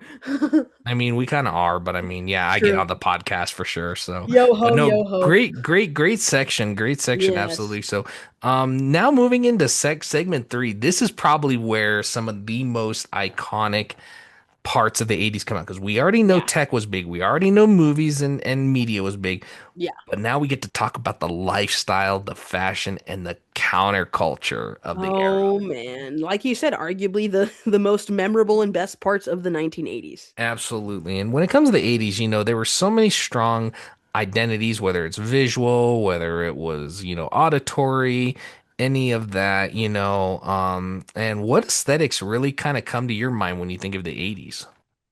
For me, to be completely honest, it's like the glam rock look. You Yep. have the makeup, the tight pants, the long hair in the men, The spandex. the spandex, yeah, the use of leather, painted faces, and then for women, literally the way that Jane Fonda used to dress, which is like the high socks with the Yeah. leotard or whatever, and the Mhm. tights and the shoes and the Yep, sweatband absolutely. and all and the puffy hair, and then when you think of preppy people, you think of like their popped collars, think of the popular kids from John Hughes films, that's what I think of. Yeah, absolutely. I also think of neon a lot. There was so much Neon. neon in the Yeah. 80s as well. And Pastels, lots of purples and pinks and muted colors too. And also very turquoise. vibrant. Turquoise, yes, quite Yeah, literally. Quite absolutely. literally.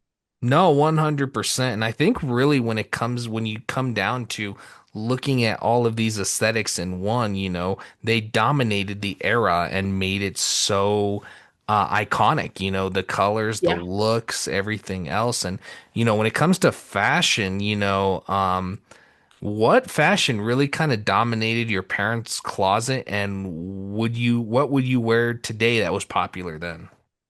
Well, because my mom and I have a different taste in Right. our fashion and also our likes, I probably would not wear anything that she was Fair, wearing fair, because fair. she had her poofy hair with her hairspray and she had like padded shoulders, leopard print probably, stuff like that. Whereas my dad was more on the conservative side of like the Right. jeans and the collared shirt. Hmm. That's probably the That was style. my dad too. So Yeah, that's probably the style that I would probably I do wear that to this day. So yeah.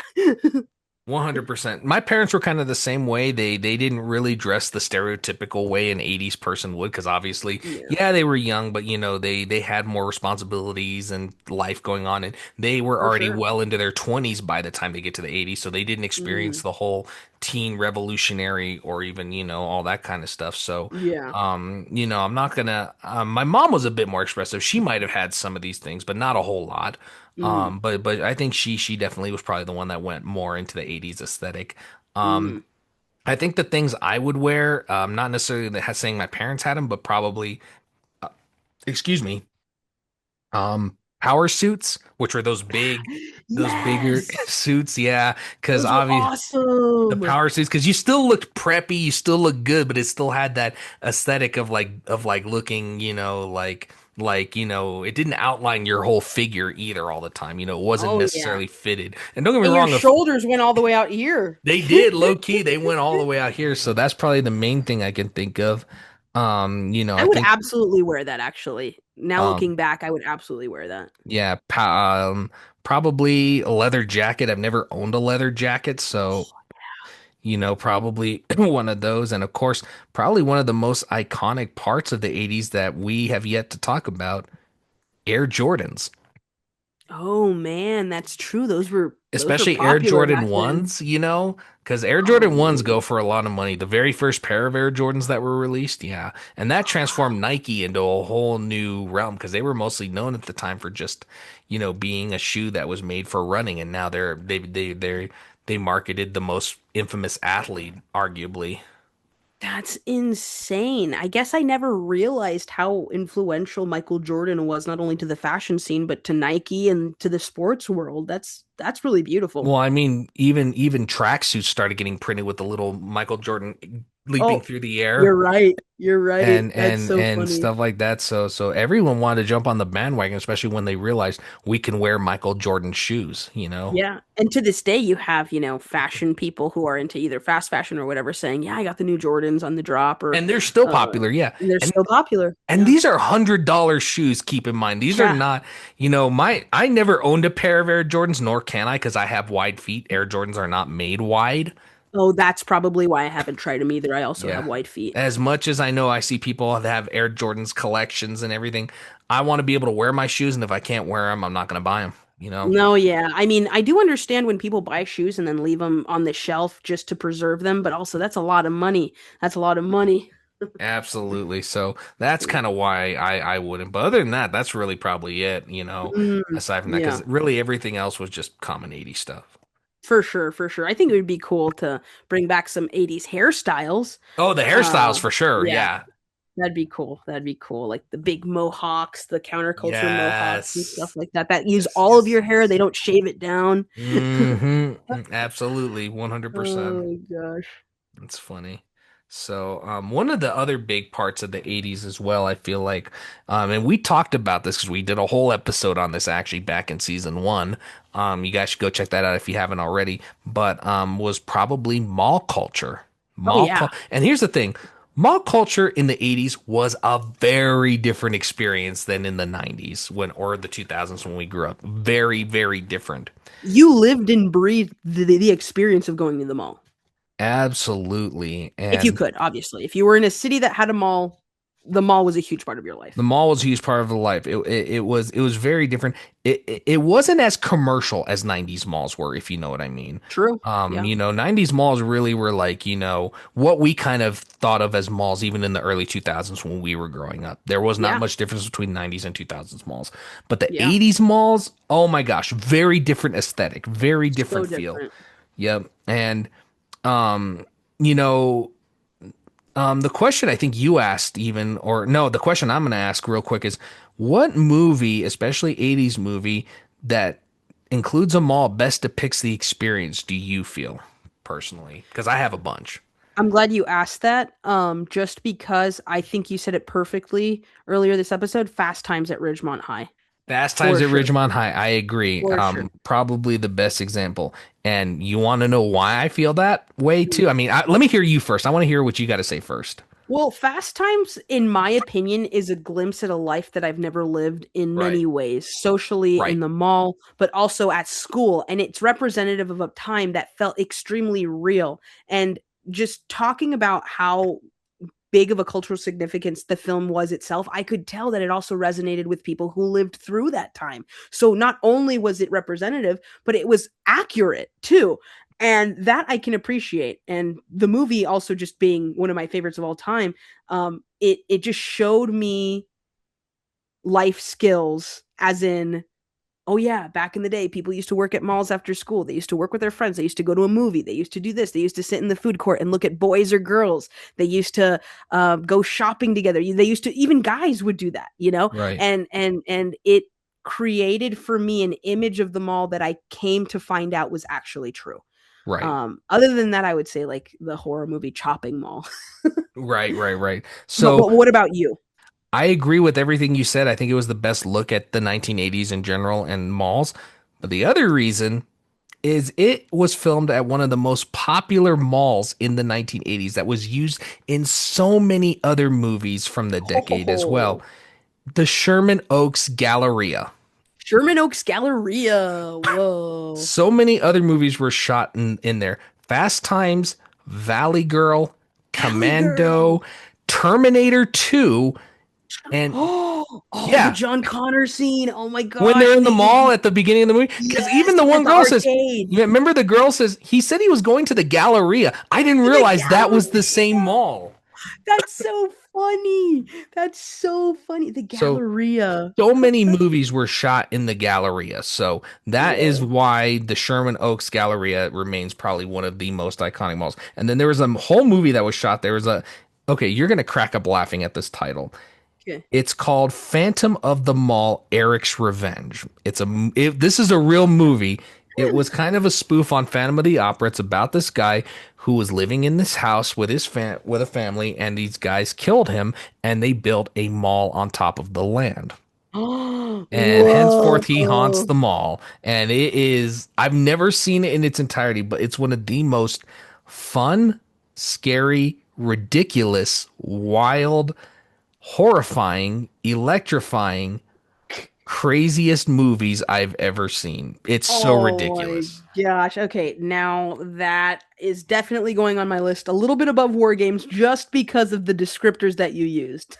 But War Yes. Games and that movie are say it one more time for myself in the audience. Phantom of the Mall, Eric's Revenge. It was a Phantom of the Mall, 80s. Eric's It's Revenge. just the Okay. 80s. It's a fun, like, it's supposed to be a horror movie, but it's so ridiculous. It's hard to take Oh it man. seriously. Oh man. That's something I also love about the 80s, you know.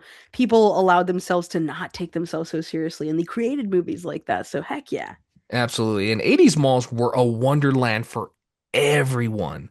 Yeah, That's the era seriously. when you wanted to get lost. I mean, you had stores. I mean, like we talk about Walden's books. We talk about, Mhm. all these places. We talk about J.C. Penney and Sears and Macy's, which were all a part of it still. But you also had sellers of stores like B. Dalton Booksellers.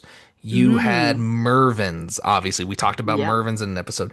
You had Sam Goody. You had Yeah. Sharper Image. Oh You my had gosh, yeah. you had Radio Shack. You had, of course, KB Toys, which we grew up with as well, but was Mhm. also even bigger back then. That was the store they were actually targeting with the NES as well, was KB's Mhm. Toys. Yeah, yeah. And now unfortunately, at least in my town or in my city, you know, you go to a mall and half of the stores you don't even recognize. And it's just 100%. it's unfortunate. It's It's unfortunate. incredibly unfortunate and it's so sad, You know. But to it's good that we get to relive that though through these movies.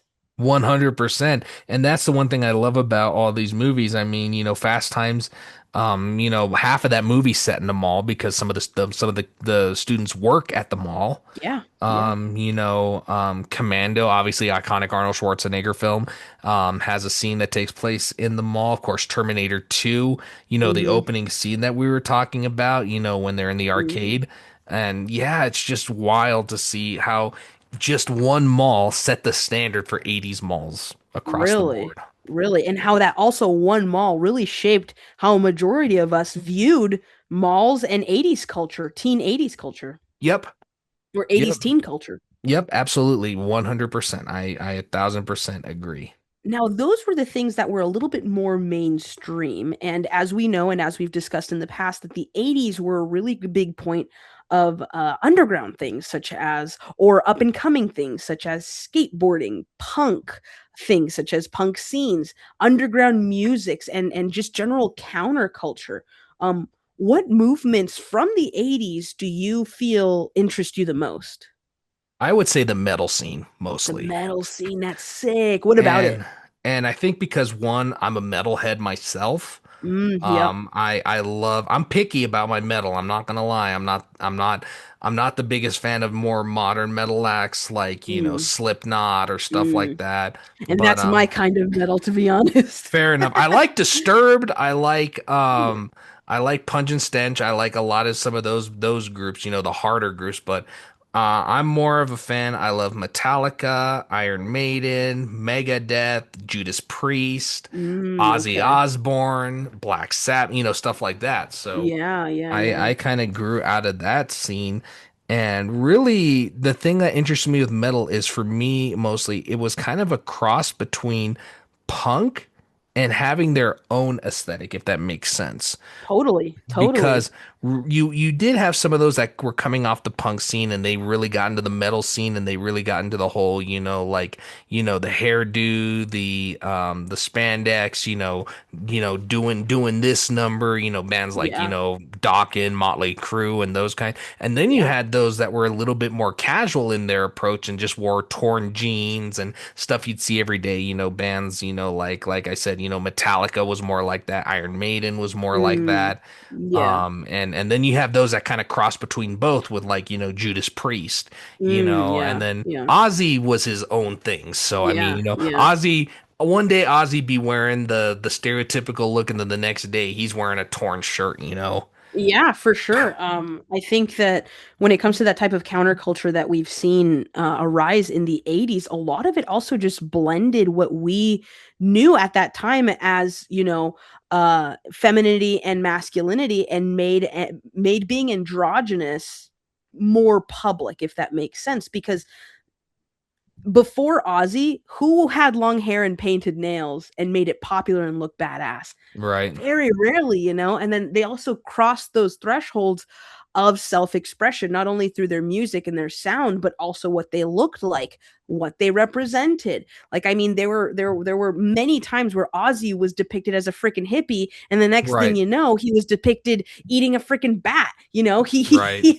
He had literally quite literally he had no masks. He No. was completely himself, and I think Yeah. that also epitomizes what the general sense of the 80s was for a lot of the people. 100%. Because I mean, Ozzy crosses many thresholds, but I think he defined the 80s more so because the 70s, he was still kind of in the hard rock era with Black Sabbath and a lot of Finding those things. And, himself and for I know a sure. lot of people consider Black Sabbath a metal band, and I do consider them a pioneering force, but to me, they're a hard rock band. I'm going to say Mm. that. Yeah, that's totally Um, fair.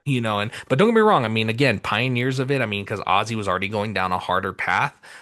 Black Sabbath was harder than a lot of the bands that were around that time. So no, for absolutely, they bridged it. I feel like when Black Sabbath went more metal is when they got Ronnie James Dio, but that's a Mm, conversation for another day. So gotcha. yeah, I think really that was kind of one. What about you? The movement that I really enjoyed was more the alternative underground movement that allowed for genres like shoegaze to come out from Mhm. or to come out of because it was and even to this day they're still considered underground, which is Right. pretty cool. To be able to stay so low key that even 30 years later you're still low key, you know. But now that you brought up, the metal movement, I can absolutely appreciate the metal movement for what it did, especially like I said, to um to reinvigorate the hope that the youth had for the future. Because at the end Mhm. of the day, punk and metal and all of that, those were a retaliation to the current times of either war or political Right. unrest and stuff like that. And I can't do anything but appreciate the movements that these people Right. pushed. And I'm not talking about social movements because those are, they Right. deserve their Right. own episode as well. Hmm. But these fashion movements, these movements that Yep. forced a new way of Yep. thinking, that's why we are the way that we are to this day. That's why culture is the way that it is right now in 2026, the American culture, the whatever, because of the people that were able to cross those thresholds, as John was saying, in the 80s. 100%. And I absolutely agree with everything you said. And I think it's incredible. Now, I'm not the most knowledgeable on this subject, so I hope you'll be able to fill me in a bit, but I can talk just a little bit about it. Is how fitness culture exploded through tapes and um and different trends, you know? I actually don't know too much about it, but I do remember seeing in like movies like The Goonies, uh, people wearing sported outfits and, aerobics outfits and things Right. like that. So I can only assume that, every parent who owned a VHS collection owned at least one aerobic film. And that in it of itself is what sort of encapsulates the importance socially that society put on physical fitness. And now we have treadmill commercials, we have CrossFit commercials, we have Right. Planet Fitness, choose this. And back then it was, Right. hey, buy my tape. It Yeah, was like you were buy my tape. yeah, it was Yeah. like Richard Simmons being like, okay, ladies, let's go. Okay, gents, let's go. And that's what was the selling point. And it influenced the culture so much Yeah. so that people dressed like that even when they weren't going to work out. You could go Yep. grocery shopping and dress like you just did an hour's worth of aerobics, and Right. that was seen as socially acceptable.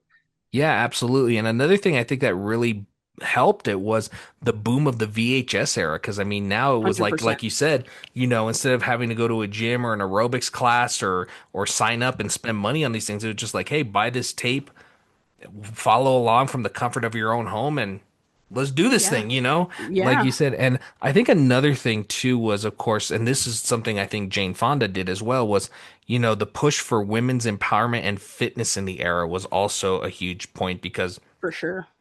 women's rights were going through a whole new realm in the 80s, and a lot Yeah. of it was also, focused on the fact of kind of like, well, if guys can go out and work out and focus on themselves, then we should be able to as well. And Absolutely. That going to the gym or that focusing on your body isn't an innate masculine thing. It's a human thing that you can partake in as well, even if you're feminine or not.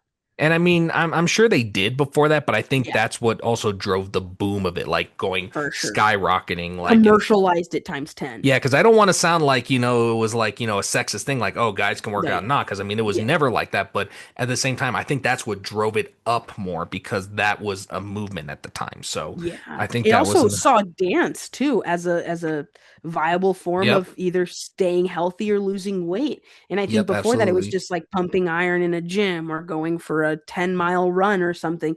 But no, you could just pop in a movie in your living room and dance. Yep. Literally dance. And arguably some of those dances are harder than pumping iron in a gym or running 2 miles or whatever it is. Sometimes those Yep. exercises actually did improve the glutes or did improve, whatever.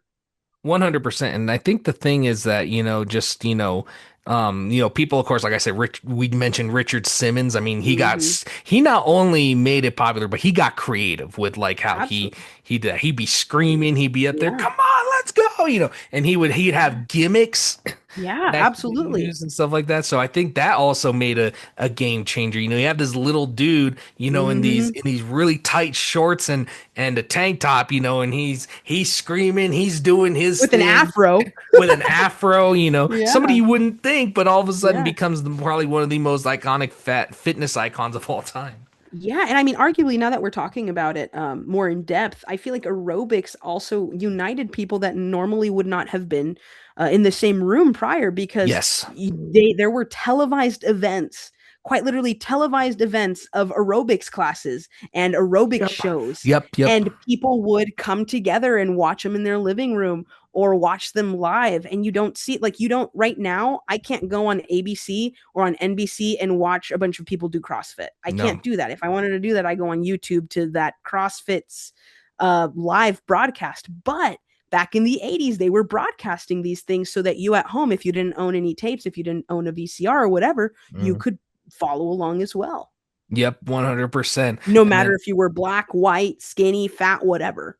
absolutely, it didn't matter. And there was no judgment. And I think that's what made people comfortable too. It's like, I don't have to go to the gym and feel, inadequate to these people who are benching like, these crazy numbers, look Yeah. all buff and everything. And you're like, I can be in the comfort of my own home, not be judged, and still, and one, and two, Yeah. and Yeah. three, and four, and down here, Absolutely. one, and two, it's just like one of Yeah, those, absolutely, yeah. absolutely. And just to cover this part Yes. on the episode that we're gonna do on the eight on the not so light part of Yep. the 80s. We're also gonna talk about like the dark sides of aerobics as well when it Oh comes to yes. the amount of vanity that was in the 1980s. So And that don't was think that scary. we're So glossing yeah. over it. Yeah, exactly. No, Don't think we're glossing absolutely. over it. We're just saving that for a Absolutely. different episode. Absolutely, we are 100%. And I'm just gonna ask you this question now, to start to kind of, as we're starting to get closer to the end here, is what Yeah. about 80s lifestyle do you wish people still kind of practiced to this day? Mall culture. Yes, yes, I yes. wish that there was a Bring malls communal back. space. Yep. I wish there was a communal space where we can all just go and unplug and it not just be a couple of people like a library or something like that, where it's a space that calls upon us to be Hmm. there and that we want to be there. Stop tearing down malls. Bring malls Yeah. back. Seriously. What about you, my friend? I say making more time for family and the people around you. I think that was another big thing of the Mm, 80s as well. Because I feel okay. like it was an era, and I said this earlier in at the beginning of the episode. I feel like this was an era where tech was booming and the world was evolving, but not at the expense of others and their personalities. And I feel like people still made time and had the patience to still interact face to face with people. You weren't Yeah. caught on like a screen. You weren't caught on anything else like that. People, it's like, yeah, you had a VHS player, but what did you do? You got the whole family around, you made a ball of popcorn, and you all watched the same thing. Yeah, everything was curated to be done in groups rather than as an individual, and that I absolutely believe to be true in the importance of the 80s that we bring here to 2026, because I do miss that. I miss, Yep. the idea of, and my family practices this, but I would say a lot of families don't, and I'm sure your family practices this as well, like We you were saying, try. sitting down and watching a movie and talking about it afterwards or something. Oh yeah, 100%. It's one of the most best parts of my evenings, you know? Yeah, absolutely. And Absolutely. so that's kind of one of the big things I wish would people still practice to this day. Yeah, and we can live vicariously through others in films and music and stuff like Sure. that. But if we bring it to the present, that means we're also practicing something, a principle that we find valuable. And there are Absolutely. many principles within the 80s that still matter to this day. And the question that I'm going to pose to you before we round off is, Yep. why do the 80s still matter? Like, what about modern entertainment um constantly referencing 80s culture? Like, why are we so hung up on it? Why do we care? It was an era where things again were evolving, where things were becoming more technical. Technology was booming. It was an era where things were progressing really nicely. But it didn't have the modern equivalent of the internet, the instant gratification, the the need to oh, what's the word I'm looking for? The need for clout. Oof. There was Yeah. not a lot of that kind of stuff. It was an era that things were still moving forward, but people still had their dignity, I guess is the best way I can. The average person could be an average person without Absolutely. aspiring to hit 10 million views on YouTube or whatever. Yes, and I think that that's one of the reasons people get hung up on the decade because whether you know it or not, I think people still strive for that. And I think that's why we have nostalgia. That is why we're nostalgic for these time periods. Because Yeah. here's the thing you could be nostalgic for any era, but there's no era that was really like the 80s. Because, like, the 70s brought new things in it as well, but there were still a lot of things that were being hung up. You were still being held up. You still didn't have VHS. You still had to go to theaters. We were slowly getting there, maybe with beta, but even so, beta was very limited at the time. Even though it might have had a higher quality, it still, was limited. And you didn't have a lot of the modern things that kind of came with the 80s. And I think the lifestyle changed too because it brought people together in a Mm-hmm. way that no other decade did. Any other Yeah. decade, it was still very traditional. I feel like very, very kind of, you still had a lot of the core values. And I'm not saying they're bad values, but the more traditional stuff. And the 80s kind of broke the ground for that, where it was kind of a middle ground. Whereas like you still had some traditional things there, but you also were evolving into a whole new realm as well. Yeah. When we describe that phenomenon, which throughout the entire podcast, our 1.5 years of being a podcast, we always pose the question of why we feel so nostalgic about certain things. And describing this phenomenon, I think you couldn't have done it in a better way. Nostalgia is a crazy thing. It truly is. Do you feel that the way that we romanticize this decade, even though we don't live through it, do you feel that that's genuine? Do you feel that that is something that we should be feeling? Absolutely. And the reason I say that is because, um, when I look at the 80s, and I can only speak for myself when I say this, I look at a time when things were felt simpler, if that makes sense. Yeah. It wasn't as complex, you didn't have everyone fighting over stuff. You didn't have a lot of things, even as a kid, you had a lot of freedom, I feel like, than even you might have now, because in the 80s, it's a Saturday morning, you have your breakfast, and then your friends are calling you, "Hey, John, we're gonna go for a ride down to the local mall. You in?"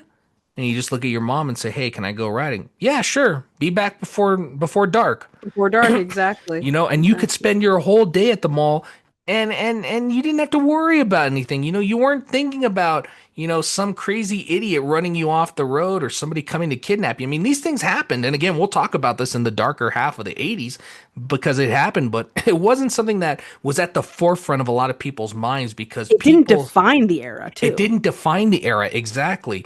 I mean, every era has dark moments. Yes, bad things happen, but it's like when you look at it, I think, people were more trusting of one another. People were more, caring of one another. And, most of the time your parents knew your friends and it was kind of like, oh, if they're with these people, hey, I got no problem. Just be They're in back good at dark company. and be back Yeah. for be back for dinner. And that's the only way you'd really get in trouble. And then, Yeah. maybe the first half of your morning is spent at the mall, and then you go back to your friend's house, and maybe your friend has some lunch, or maybe you guys decided to get some stuff at the food court, and you come back and you play some NES Atari. games, Yeah. Atari NES games that Yeah. maybe you bought at the mall, or you put on Michael Jackson's Thriller, or something else from the era, or maybe you went to Suncoast Video and you bought a new video and you're watching it there, and then you're looking. Oh snap! It's 4 or 5 o'clock. Sun's going down. See you guys want to hang out tomorrow, Sunday? Let's do it all over again. Yeah, seriously. It was like a routine that you could never get used to because Oh, it my was bad. so exciting. It was so excitable too. Mhm. It's something that you looked forward to.